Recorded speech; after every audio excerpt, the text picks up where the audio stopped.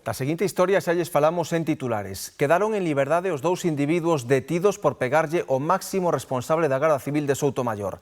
Ocorreu no día libre do sarxento, cando o axente quixo frear a agresión a unha terceira persoa que se refuxiou no seu xardín. Esa primeira víctima contábanos hoxe que todo empezou por unha débeda de 40 euros. Citaron no preto da igrexa na parte alta da Arcade e a cousa xa pintaba mal. De faltar a la palabra y de ser un puto ladrón y mierdas, no. ¿Tú sabes lo que tengo en el salón de mi casa, payaso? Bueno, vas a flipar.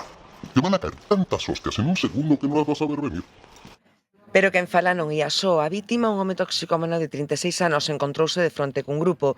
Querían cobrar unha débeda de 40 euros que lle puideron sair ben caros. Prome que non era unha persona sola, eran 3 ou 4 que estaban falando, 2 quedamos aquí e 2 vamos a por el. Co que me encontro, un con cadenas, outro con paus, e viñan a matarme. Botou a correr cara a casa por unha costa que se fixo longa, polo que buscou refuxio na casa do sarxento comandante da Garda Civil de Soutomaior. Sorte diso. Temín pola miña vida, collí unha pedra, o primeiro que fixen, intentar defenderme, pero mirei que eles viñan hacia min e fun hacia a casa primeira que topei, coa cal estaba o sarxento da Arcade de sorte na casa. Os agresores non se detiveron e pese a que o axente de paisano e de día libre se identificou, arremeteron contra el.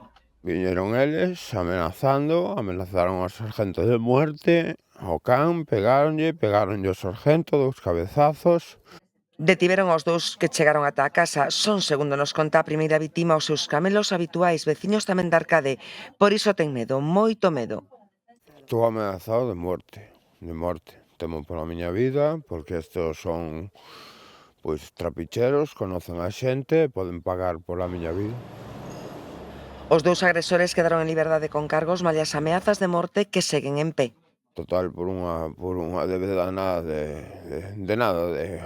40 euros.